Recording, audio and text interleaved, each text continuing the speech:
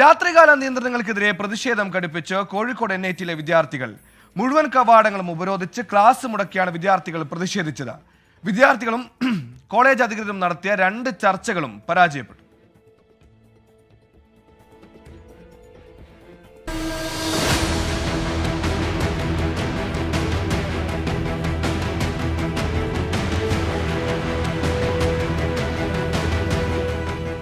രാത്രി 12 മണിക്ക് ശേഷം ഹോസ്റ്റലിലേക്ക് പ്രവേശനമില്ല.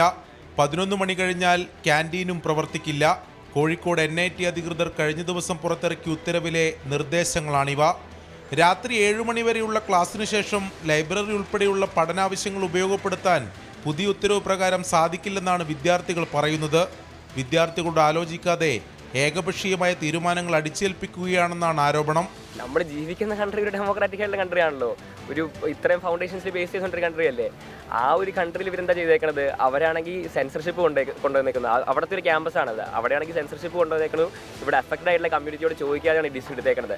ബേസിക്കലി ഇപ്പോൾ തത്വരാഗം ഇങ്ങനത്തെ വലിയ വലിയ ഫെസ്റ്റുകളും പിന്നെ അതുപോലത്തെ ഇവിടുത്തെ വലിയ വലിയ ക്ലബ്ബുകളുടെ പിന്നെ ഓർഗനൈസേഷൻ്റെ ഒക്കെ ഇത് അണ്ടറിലാണ് മിക്ക സ്റ്റുഡൻസ് ഇവിടെ ജോയിൻ ചെയ്യുന്നത്.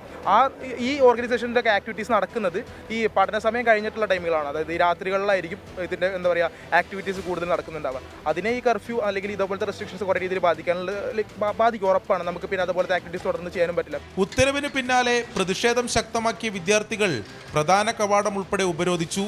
2 വട്ടം കോളേജ് അധികൃതരുമായി ചർച്ച നടത്തിയെങ്കിലും വിജയം കണ്ടില്ല. രാത്രികാല നിയന്ത്രണം ഏർപ്പെടുത്താതിരുന്നാൽ അത് കോളേജിന്റെ അച്ചടക്കത്തെ ബാധിക്കുമെന്നാണ് അധികൃതരുടെ നിലപാട്. 24 കോഴിക്കോട്. ഈ സമയത്തും അസമയങ്ങൾ ഉണ്ടാക്കുകയാണ് കോളേജുകൾ.